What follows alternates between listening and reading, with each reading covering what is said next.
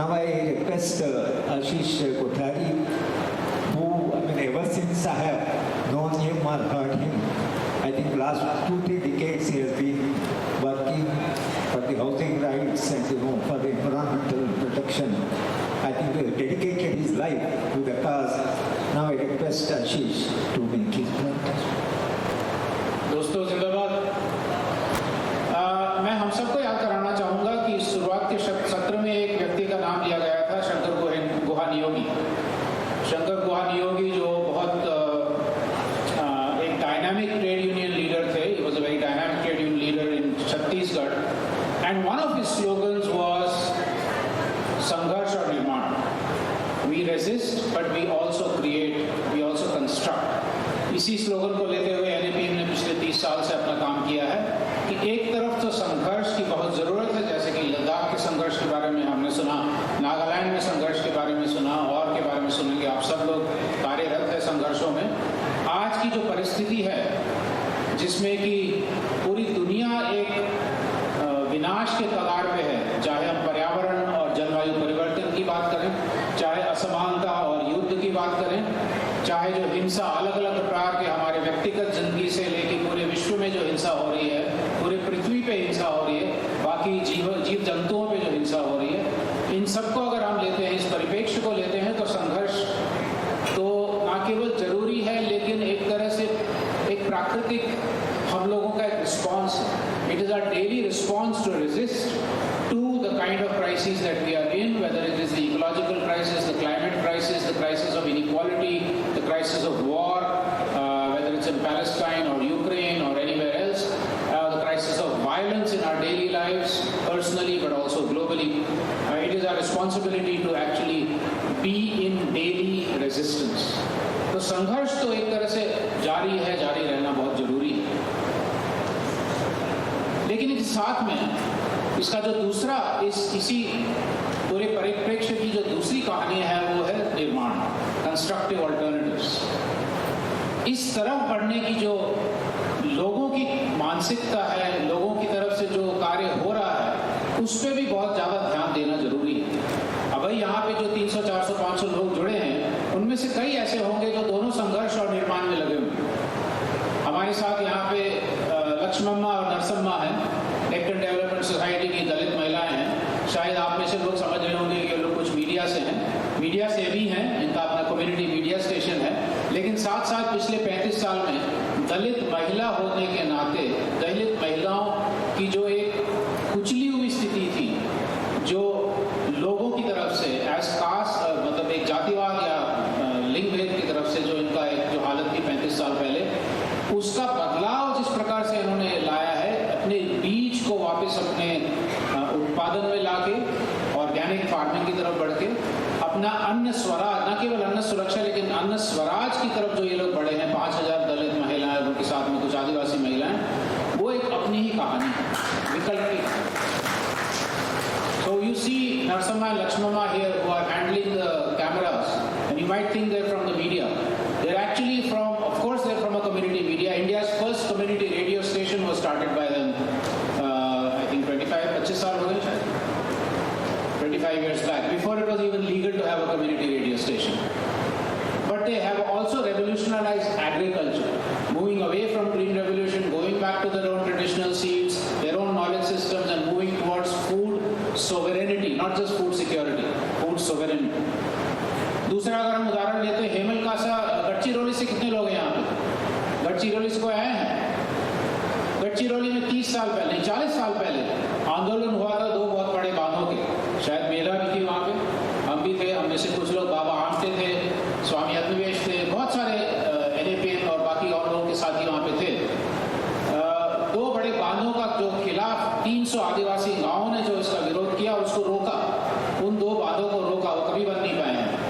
उसके साथ में निर्माण का जो कार्य शुरू हुआ काफी गांव में, मेधा लेखा नाम का तो आपने सुना ही होगा, जिस गांव में 35 साल पहले एक बुजुर्ग ने खड़ा होकर कहा कि हम दिल्ली में अपनी सरकार को चुनते हैं, मुंबई में अपनी सरकार को चुनते हैं, लेकिन हमारे गांव में हम ही सरकार हैं और कोई निर्णय नहीं लेगा। लोकतंत्र का मतलब है कि हमारे गांव में निर्णय हम लेंगे, ना कोई सरकार लेगा, ना ही कोई कंपनी लेगी, ना ही हमारा मुखिया लेगा, पूरी जनता जो है साथ मिलकर जो है निर्णय प्रक्रिया करेगी। We spoke about a movement in Gadchiroli 35 years back, 40 years back in Maharashtra. On the Indravati River, 300 indigenous Adivasi villages fought against 2 mega hydroelectricity projects. It was a huge movement. Meda was there, I was there, Baba Amte was there, Swami Agnesh was there. Many of the Narmada and other Andolan people were there. From that movement, which was successful in stopping 2 big dams, and incidentally, that's the time when they told the government that for you the river is a commodity. आपके लिए नदी एक पदार्थ है, हमारे लिए नदी माँ है. The rivers are mother. We will not allow our mother to be shackled by your dreams of progress. From that movement also arose construction, where a village called Mendhalekha said that from now on, we elect the government in Mumbai and Delhi, but in our village we are the government. Nobody will take decisions except us with our own consensus, with the entire village taking part, men, women and children. From that, learning from that, 90 other villages in Gadchiroli have made a Mahagram Sabha, Korchi Taluka, Mahagram Sabha, where they say, स्वशासन की तरफ अगर हमें बढ़ना है, आदिवासी स्वराज की तरफ अगर बढ़ना है, तो सारे गांवों को मिलके एक महाग्राम सभा बनेगी, जिसमें हम माइनिंग का विरोध करेंगे, लेकिन अपना खुद का स्वशासन, जिसमें महिलाओं का भी उतनी ही आवाज हो जितने की पुरुष का हो, बच्चों की भी आवाज हो, उस प्रकार की प्रणाली की तरफ हम लोग बढ़ेंगे। वहाँ के हमारे एक साथी महेश राउत, जिन्होंने उस आंदोलन में मदद की, पिछले 6-7 साल से जेल में हैं। जो आप लोगों को मालूम है, भीमा कोरेगांव का जो पूरा केस चल रहा है, अभी तक वो जेल में है, बिना किसी चार्जेस के, बिना किसी कारण के। तीसरा एक उदाहरण मैं देता हूं जो भारत के बाहर का है।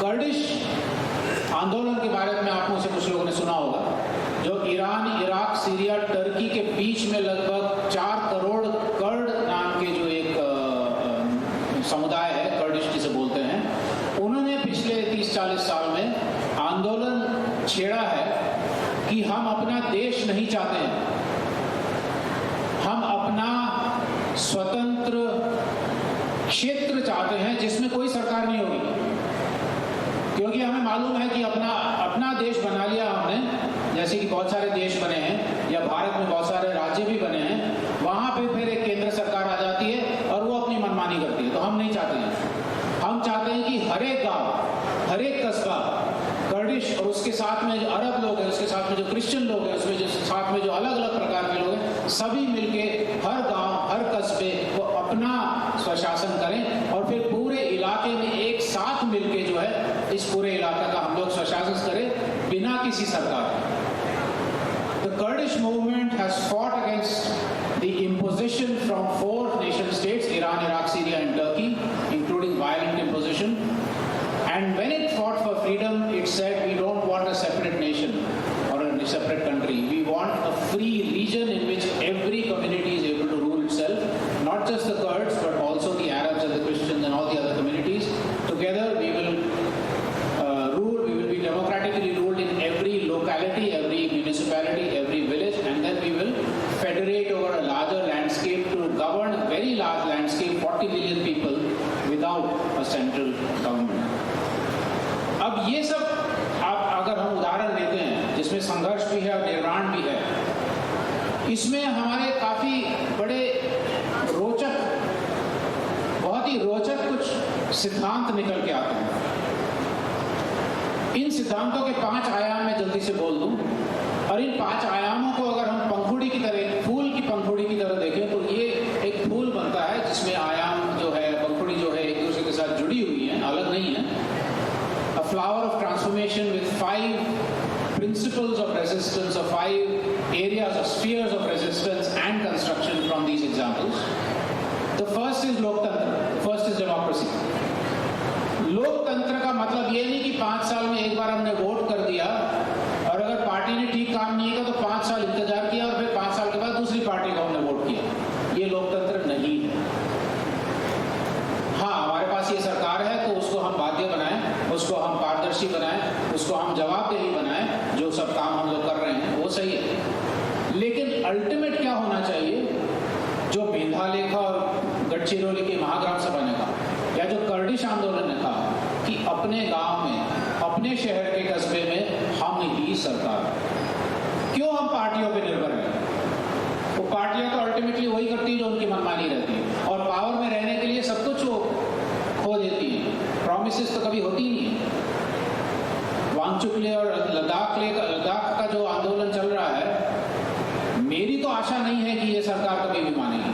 वो आंदोलन तभी सफल रहेगा जब लोग कहेंगे कि अब से हम लद्दाख को स्वशासित करेंगे। And I think, I am sure you have that in your mind also.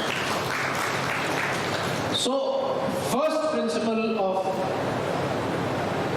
संघर्ष एंड निर्माण, construction and resistance, is radical direct democracy. Democracy मतलब रूल ऑफ द पीपल, वो तो हम भूल चुके हैं। दूसरा है अर्थनीति पे हम लोगों का कब्जा, ना पूंजीवादियों का, ना ही सरकार का। अगर नरसम्मा और लक्ष्मम्मा कह रहे हैं कि बीज जो है वो उनके हाथ में रहना चाहिए, उनके समुदाय के हाथ में रहना चाहिए, ना मॉन्सेंटो के पास।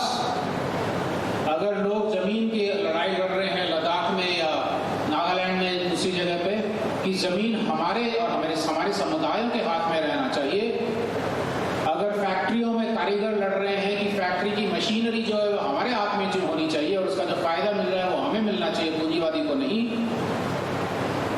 अगर महिलाएं कह रही कि हम जो काम कर रहे हैं वो कभी भी देश के जीडीपी अर्थनीति में तो आता ही नहीं है, कभी दिखता ही नहीं है घर पे जो हम काम कर रहे हैं, तो इसका मतलब है कि अर्थनीति, हमारी अर्थव्यवस्था जो है वो बिल्कुल उल्टी है और उसमें प्रकृति का कहीं जिक्र ही नहीं है। तो नया जो एक अर्थनीति या आर्थिक जो व्यवस्था होनी चाहिए, वो जो आंदोलन लड़ाई कर रहे हैं कि हमारे हाथ में, सामुदायिक हाथों में, हमारे प्रकृति हमारे हाथ में, और प्रकृति के साथ एक हम रिश्ता रखें, और जो भी हमारे प्रोडक्शन के, उत्पादन के जो भी संसाधन है वो हमारे हाथ में हो, और सामुदायिकता की तरफ। जमीन में प्राइवेट, बल्कि मेघालय में तो किया कि कोई भी प्राइवेट लैंड नहीं है वहां पे। सोच लीजिए, यहाँ पे किसान काफी लोग हैं, क्या हम उस तरफ बढ़ सकते हैं? हम सरकार के साथ तो आंदोलन कर ही रहे हैं कि हमारा हाथ उसमें जब आवाज होनी चाहिए कृषि नीति में, बिल्कुल सही है। लेकिन क्या अपने गांव में हम ये भी सोच रहे हैं कि पूरी की पूरी जमीन सामुदायिक बन जाए? ये मेघालय ने किया एक छोटे से आदिवासी गांव, क्योंकि उनका कहना है कि निजीकरण, प्राइवेटाइजेशन भी एक बहुत बड़ा स्रोत है असमानता का और पर्यावरण की विनाश। So the second main thing is economic democracy, where the means of production are in the hands of producers, workers, whether it's land for farmers, it's machinery for workers, it is pottery equipment for a potter, it is whatever the means of production are in hands of producers, and instead of privatization we move towards the commons, where all of nature, all of natural resources, land, etc. are in the commons. तीसरा आयाम इसमें बढ़ता है सामाजिक न्याय, जो rosemary जी ने नागालैंड में महिलाओं के आंदोलन के बारे में बात की। बाकी जगह पे जो जातिवाद के खिलाफ आंदोलन चल रहा है, दलित आंदोलन का है, तो जो पुरानी या नई असमानताएं हैं उनके खिलाफ का जो स्ट्रगल है, जो संघर्ष है समानता की तरफ, समानता की तरफ, वो भी एक तीसरा पहलू है। The third petal in the flower of transformation is social justice. I don't need to talk about that more. Everybody else is speaking about gender justice, against casteism and so on. चौथा बहुत बड़ा महत्वपूर्ण है, जो लद्दाख में भी आंदोलन चला है, भाषाओं का, संस्कृति का, ज्ञान का। भारत में 780 भाषाएं हैं। इसमें अन्याय ये हुआ है कि कच्छी को गुजराती की एक बोली बताई जा रही है, सिंधी को हिंदी की बताई जा रही है, लद्दाखी को पता नहीं 23 लैंग्वेजेस में से है या नहीं है, may be it is, may be not, it is not.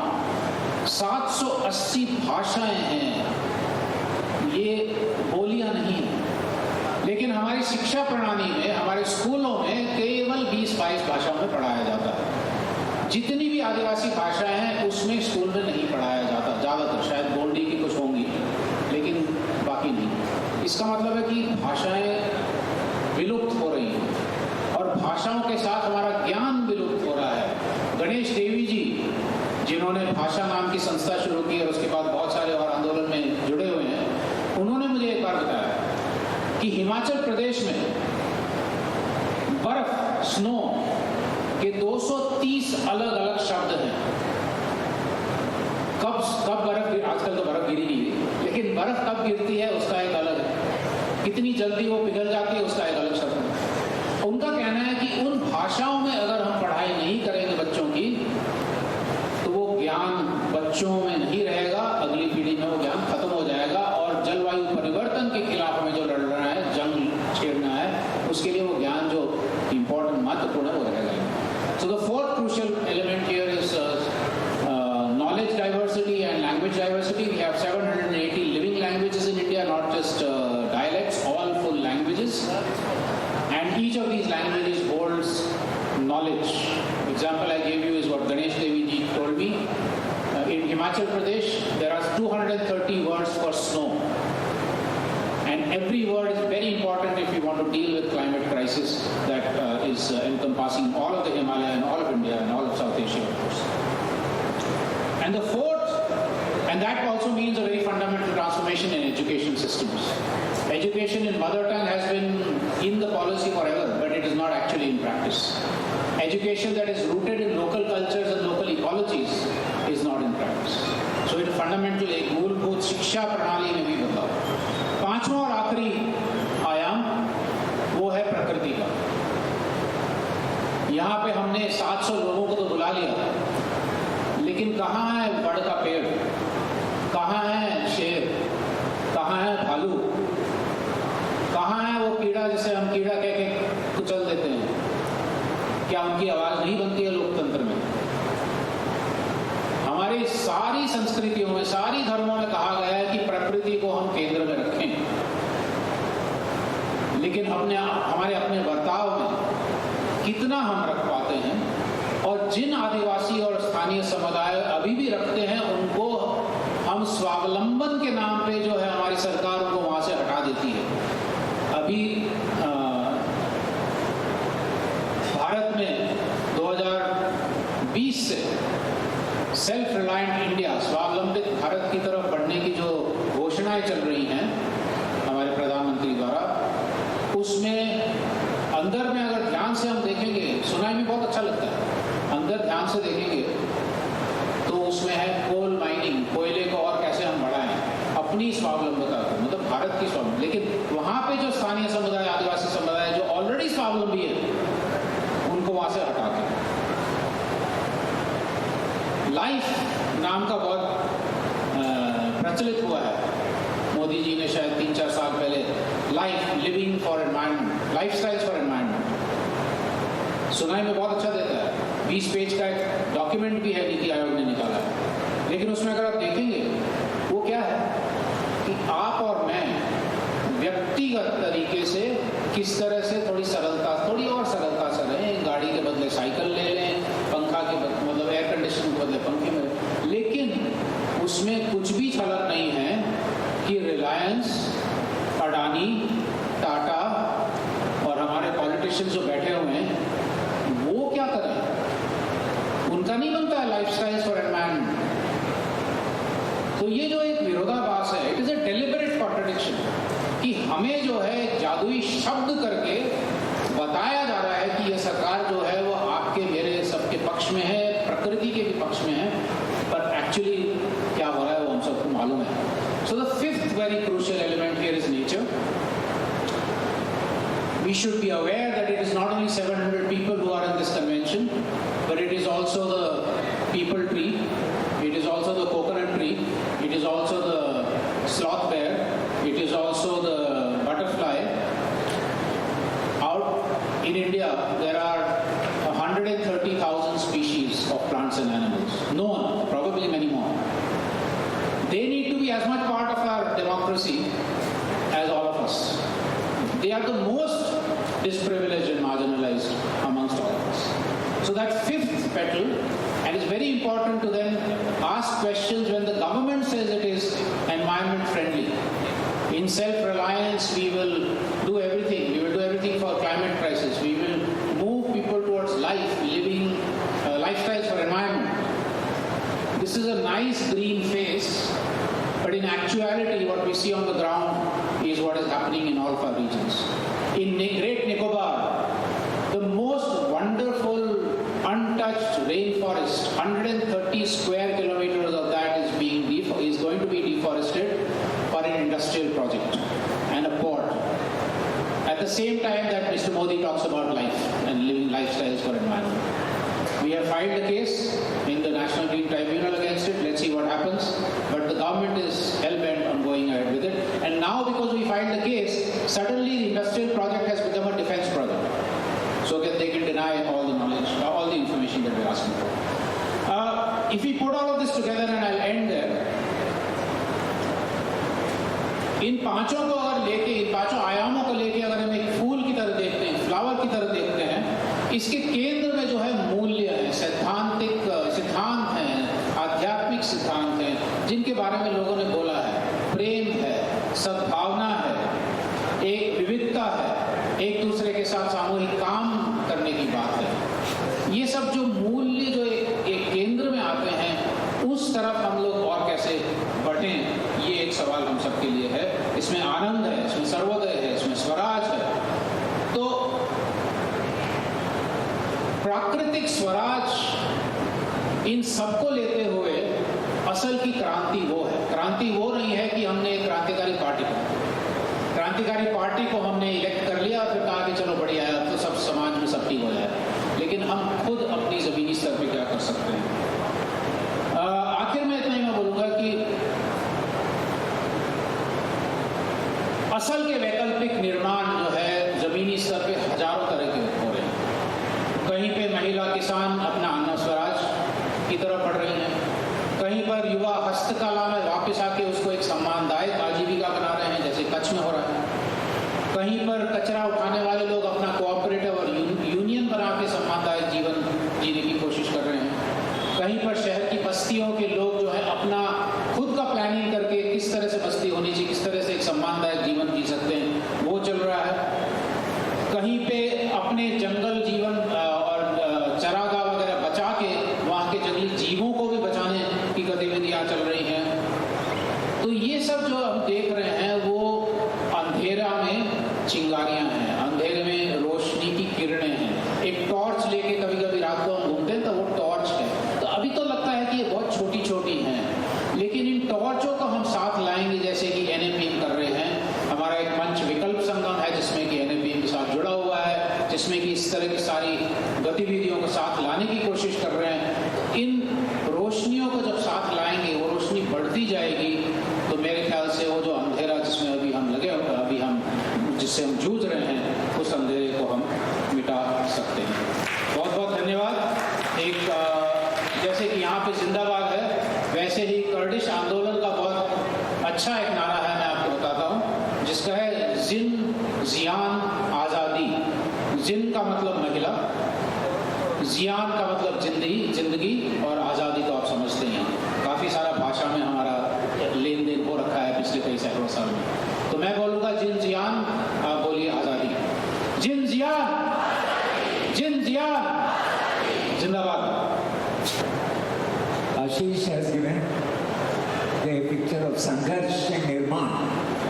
So I think he is sending a message that while we are engaged in the struggle, simultaneously it's also a responsibility to construct a new society, restructuring the existing society. Thank you, because it is based on his life experience.